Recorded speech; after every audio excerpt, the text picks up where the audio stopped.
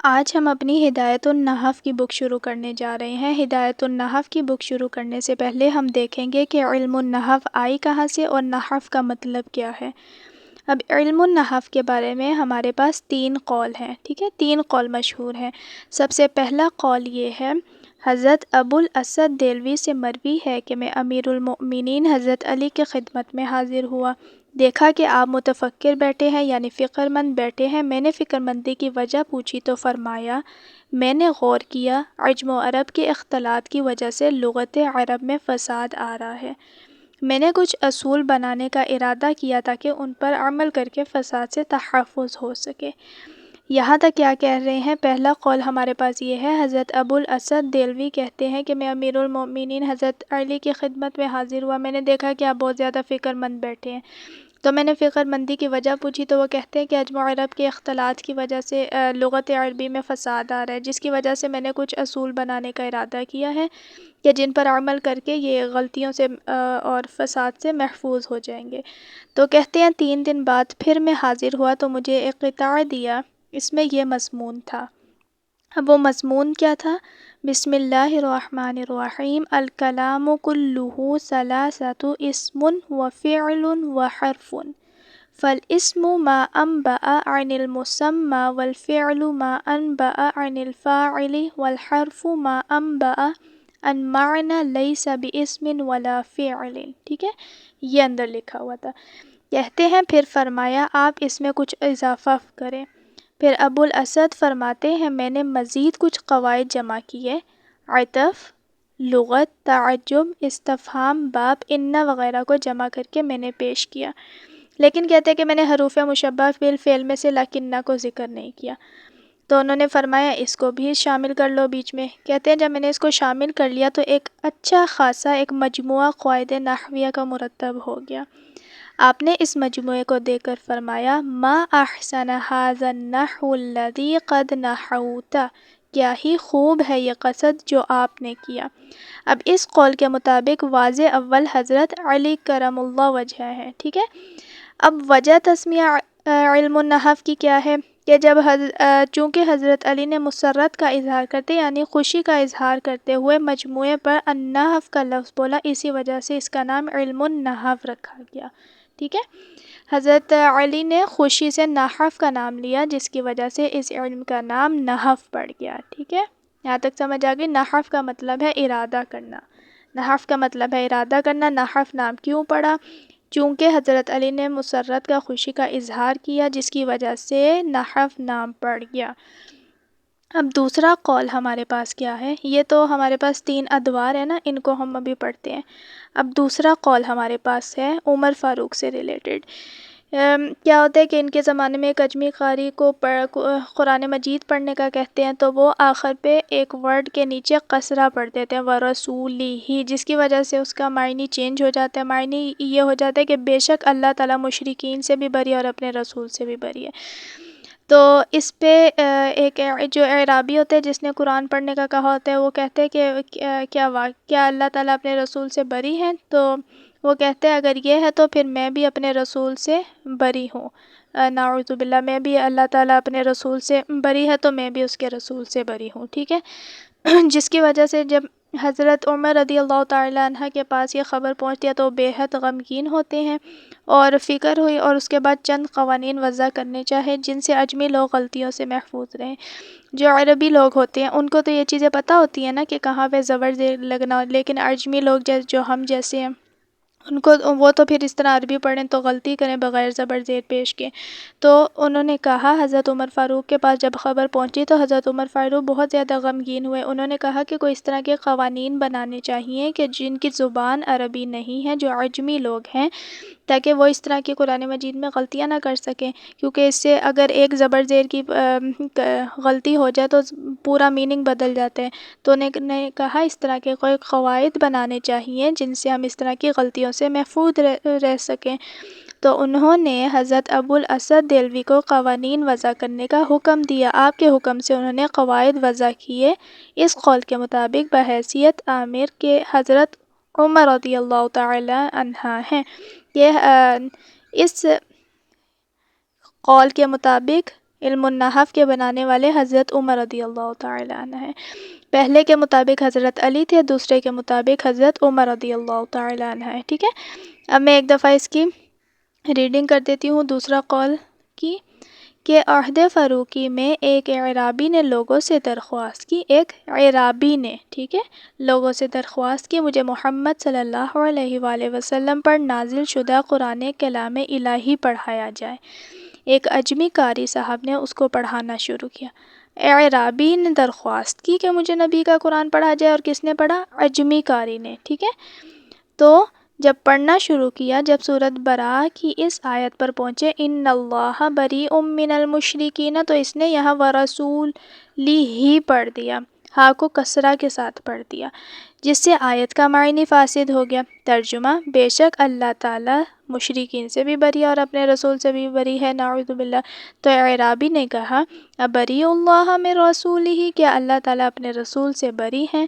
پھر کہا ان کان اللہ بریء من رسولہ فإن بریء منہ، اگر اللہ تعالیٰ اپنے رسول سے بری ہے تو میں بھی اس کے رسول سے بری ہوں، نعوذ باللہ۔ تو جب حضرت علی رضی اللہ تعالیٰ عمر فاروق رضی اللہ تعالیٰ عنہ کو اس بات کی خبر پہنچی تو بہت زیادہ فکر مند ہوئے۔ انہوں نے قوانین بنانے کا فیصلہ کیا تاکہ اجمی لوگ قرآن مجید کو صحیح طرح سے پڑھ سکے۔ تو انہوں نے حضرت ابو الاسد دہلوی کو بلایا اور قوانین و قواعد بنائے، ٹھیک ہے۔ اب قول ثالث ہمارے پاس کیا ہے؟ وہ بھی یہ آیت سے ریلیٹڈ ہے کہ کسرہ کے ساتھ پڑھ دیا، لیکن اس میں حضرت ابو الاسد دہلوی جو حضرت حسن رضی اللہ تعالیٰ عنہ اور حضرت حسین رضی اللہ تعالیٰ عنہ کے استاذ ہیں، نے ایک شخص سے سنا ان اللہ بریء من المشرکین ورسولہ میں ورسولہ کو بالکسرہ یعنی ورسولہ کو انہوں نے کسرہ کے ساتھ پڑھ دیا ہے۔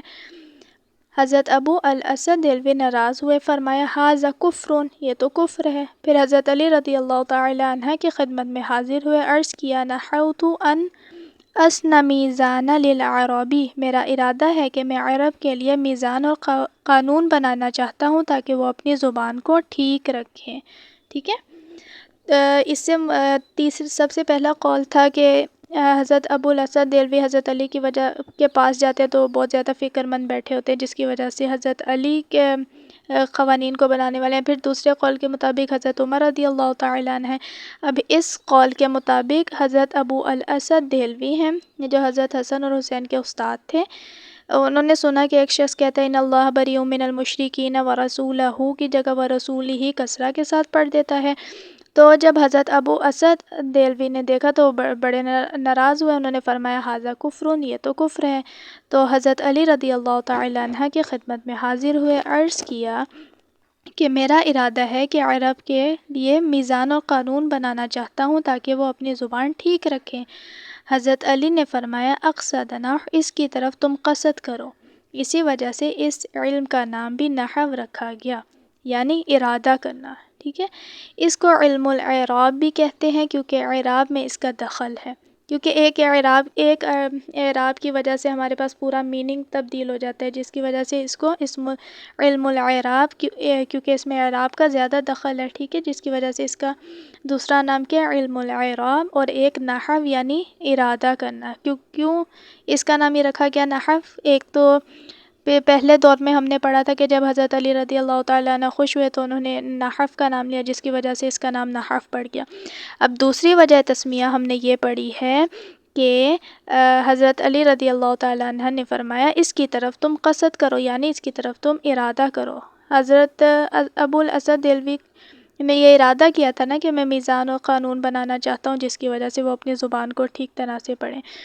تو حضرت علی نے فرمایا کہ تم اس کی طرف قصد کرو۔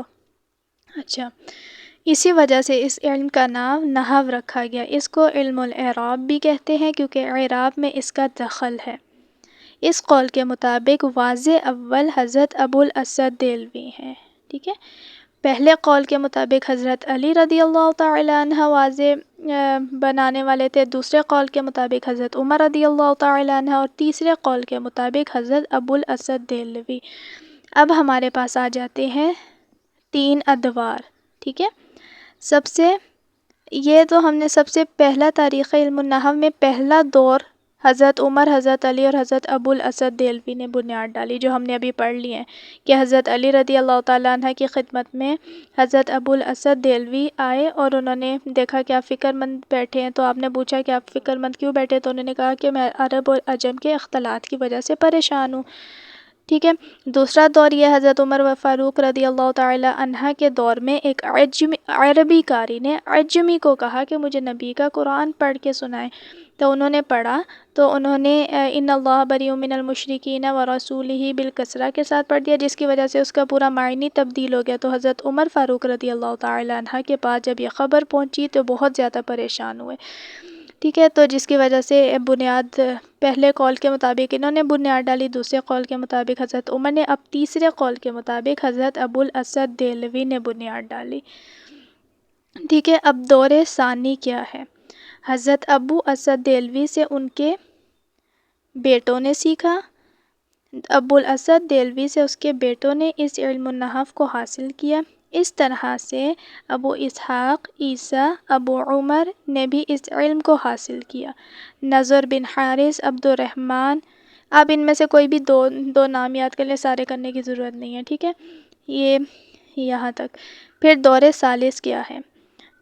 دو دور یہ ہو گئے کہ سب سے پہلے حضرت ابو اسد دہلوی حضرت عمر اور حضرت علی نے سیکھا، اس کے بعد دور ثانی یہ ہے کہ ان سے ان کے بیٹوں نے سیکھا، اور پھر بیٹوں سے آگے مزید لوگوں نے حاصل کیا۔ اب دور ثالث کے ابو عمر بصرہ اور ان کے شاگرد ابو عبد الرحمن خلیل بن احمد اور خلیل کے شاگرد امام ابو بشر عمرو بن عثمان سبی نے تحقیق کے امام سبا نے قریہ گھوم کر دیہاتوں سے خالد فصیح عرب سن کر اس سے قواعد اخذ کرتے تھے، مطلب کہ وہ جگہ جگہ جا کے دیہاتوں میں گھومتے تھے، بستی بستی گھومتے تھے، اور وہاں جا کے انہوں نے قواعد اخذ کیے۔